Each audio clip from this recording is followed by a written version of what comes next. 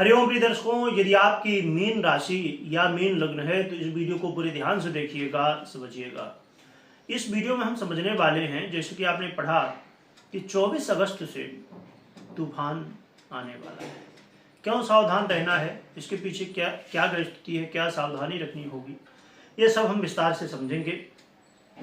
प्रिय दर्शकों, हम बात कर रहे हैं उस ग्रह की जो कि देखा जाए कि इस कलयुग में बहुत ज़्यादा प्रभावी ग्रह है, वो है शुक्र।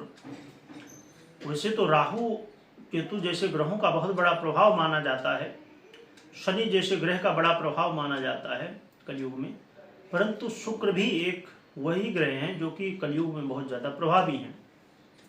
क्योंकि प्रिय दर्शकों, शुक्र एक ऐसे ग्रह हैं जो कि थोड़ा जब इनके कारक तत्वों के विषय में जानेंगे, जो कारक तत्व इनके आधिपत्य में आता है, उन तत्वों को जब समझेंगे तो आपको समझ में आएगा कि कलयुग में क्यों प्रभावी है।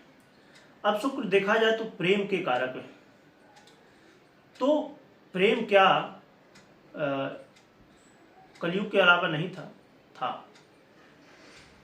परंतु आज के समय में लोगों की स्थिति देखी जाए तो आप खुद ही समझते हैं कि लोग प्रेम नहीं दिखावा करते हैं, और ये दैत्य गुरु हैं, इनका प्रभाव भी ऐसा कुछ होता है।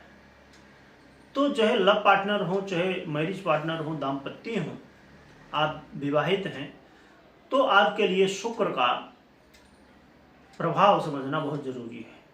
क्योंकि चाहे वैवाहिक जीवन की हम बात करें कि अच्छे से चलाना है, तो यहाँ पर शुक्र की स्थिति बेहतर होनी चाहिए। शुक्र को समझने की आवश्यकता है। अब चाहे लव पार्टनर हो, और सबसे अच्छी स्थिति तो वो होती है कि आप अपने जीवन में जितना ही ज़्यादा अपने उद्देश्य की तरफ ध्यान दें। यानी कि हमारा उद्देश्य एक ही है मनुष्य जन्म का, कि हम भगवत प्राप्ति करें, परंतु मूल उद्देश्य को तो लोग भूल ही जाते हैं। आज लोग इस शरीर के चक्कर में पड़े रहते हैं, बस चमड़ी के चक्कर में, और उसी के चक्कर में पड़े पड़े पूरी जिंदगी बिता देते हैं। तो इसको समझने की आवश्यकता है। शुक्र है सुखों के कारक। शुक्र है इस संसार में जो भी चीज़ें आप सुखों, लग्जरी और विलासिता की चीज़ें देख रहे हैं, इन सब चीज़ों के अधिपति हैं। शुक्र है सौंदर्य के कारक, जो कि हर व्यक्ति चाहता है कि हम बहुत सुंदर हों, हम बहुत ज़्यादा आकर्षक हों, लोग हमसे बहुत ज़्यादा प्रभावी हों। इसके लोग पता नहीं कितने कितने प्रयोग करते हैं। आज के समय में तो सर्जरी होती है, लोग वहाँ तक पहुँच जाते हैं, सर्जरी करवाने भी पहुँच जाते हैं। तो लोग किस हद तक पहुँचते हैं सुंदरता के लिए, बताने की आवश्यकता नहीं है। तो यही शुक्र अब अपनी स्थिति में परिवर्तन कर रहे हैं।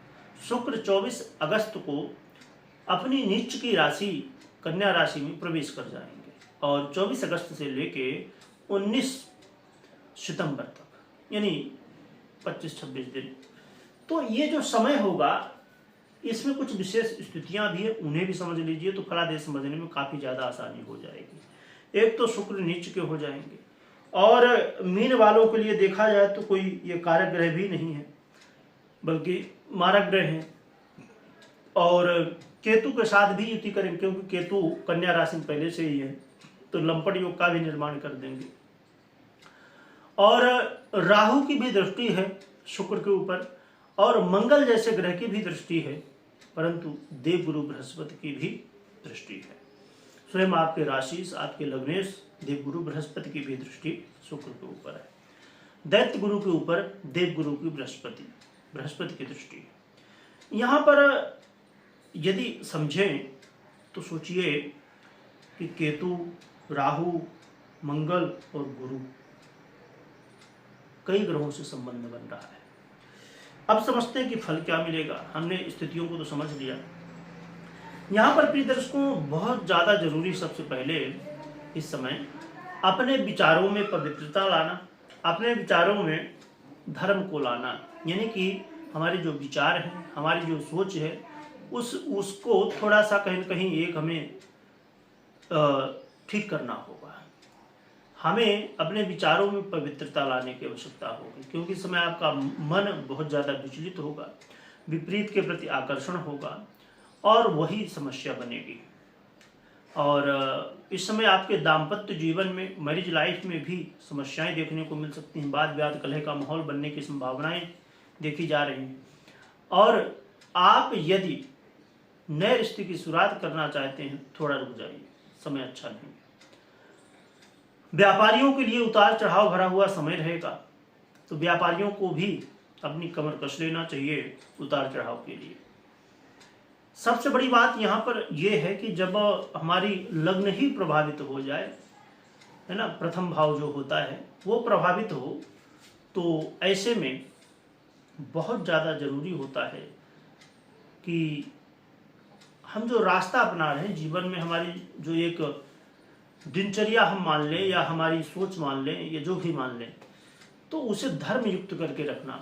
क्योंकि जब आप धर्म का सहारा लेते हैं तो भले आप गिरे खड़े हों, गिरे हों खड़े हों, ऐसी स्थितियां बनती रहें, क्योंकि जो स्थितियां हो तो है ही हैं, परंतु आप पार लग जाते हैं जब हम धर्म का सहारा लेते हैं, कर्म का सहारा लेते हैं।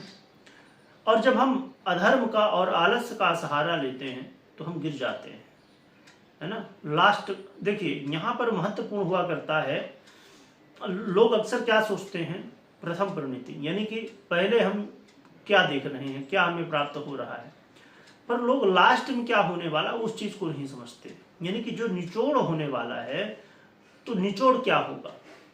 तो जब आप धर्म का सहारा, कर्म का सहारा लेते हैं, तो आपका जो निचोड़ निकलता है, रिजल्ट निकलता है, वो बहुत अच्छा होता है। पहले भले तकलीफें हो थोड़ी, परंतु जब अधर्म का और आलस्य का सहारा लेते हैं तो पहले बहुत अच्छा लगे, बहुत कुछ आसान लगे, बहुत कुछ लगे कि हाँ हमने जैसा सोचा था, जैसा हमने प्लानिंग बनाई थी वैसा हो गया, पर लास्ट में जीरो। तो इसलिए इस चीज को समझने की आवश्यकता है और अपने मन को स्थिर एक तो रखना ही है। साथ में यात्रा कर रहे हैं तो बिल्कुल सावधानी के साथ यात्रा करें। और इस समय कर्म के अलावा भाग्य के चक्कर में बिल्कुल नहीं रहना है कि भाग्य में होगा, ये होगा, वो होगा, ये सब चक्कर में नहीं रहना। इस समय कर्म ही प्रधान आपके लिए होगा। कर्म अवश्य करिए, आलस मत करिए और भाग्य के भरोसे मत रहिए।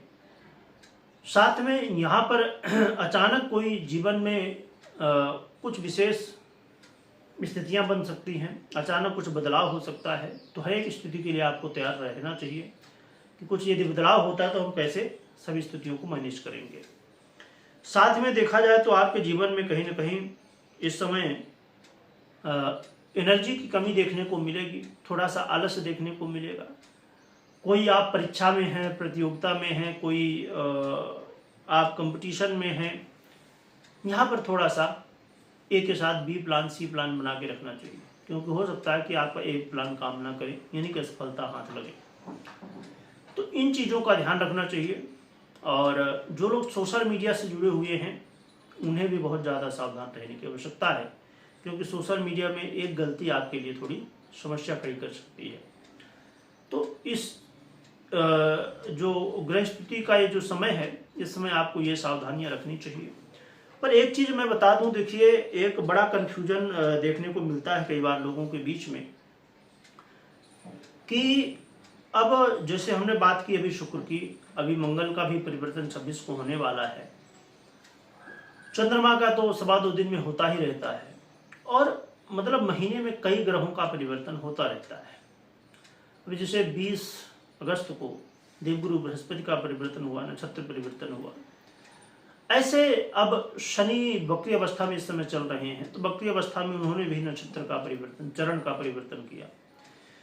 तो स्थितियों में जो परिवर्तन होता है, और इसी बात को लेकर काफी लोग कंफ्यूज भी हो जाते हैं।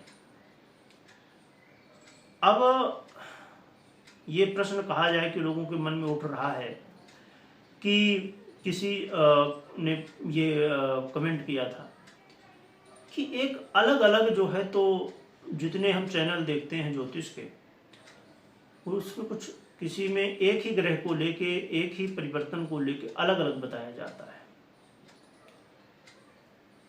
क्योंकि समझिए कि ये कितना सरल है कि सभी ज्योतिषी एक साथ बैठ के और एक जैसा बताते नहीं। प्रिय दर्शकों, ये जो देखते हैं आप, कहीं कहीं चेंज देखते हैं कि कोई कुछ बता रहा, कोई कुछ बता रहा, ये कहीं ना कहीं हर एक व्यक्ति का अपना अपना नॉलेज है।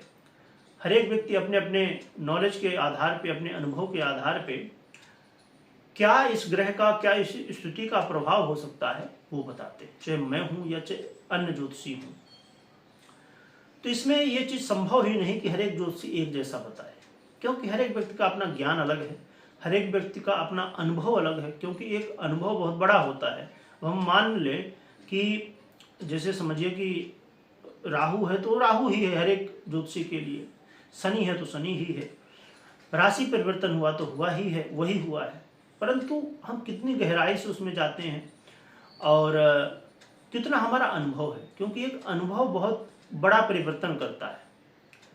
आप देखते हैं कि कोई व्यक्ति, मैं एक छोटी सी घटना बताऊं कि कोई मैं सामान लेने गया था, वहाँ पर हमने पहले कहा तो उसने बताया कि उसका रेट जो है तो 30 रुपये है, और फिर हमें पता था कि नहीं 30 रुपये नहीं है, तो हमने एक बार, दो बार, तीन बार कहा 30 रुपये है क्या, 30 रुपये? तो सामने वाला समझ गया कि भाई इसको पता है लगता है, तो फिर उसने कहा कि नहीं 10 रुपये है। सोचिए, तो यही अनुभव का डिफरेंस हुआ करता है कि व्यक्ति, कोई भी विषय हो, खाली ज्योतिष नहीं, कोई भी विषय हो, किसी भी विषय में आप कितना अनुभव रखते हैं उसके अनुसार आप सब चीज़ें बताते हैं, करते हैं जीवन में। तो इसलिए इस बात से आपको कंफ्यूज नहीं होना चाहिए। तो ये प्रश्न का जवाब जो है तो क्लियर हो गया। अब हम बात कर लेते हैं कि उपाय क्या करना चाहिए। तो उपाय की बात करें तो इस समय सबसे सरल है, भगवान विष्णु की आराधना करिए। भगवान विष्णु की आराधना करने से आपके जीवन में जो भी समस्याएं हैं उनसे छुटकारा मिलने वाला है। कमेंट में जय विष्णु भगवान लिखिएगा, लिखने के साथ स्मरण करिएगा। वीडियो देखने के लिए बहुत बहुत धन्यवाद।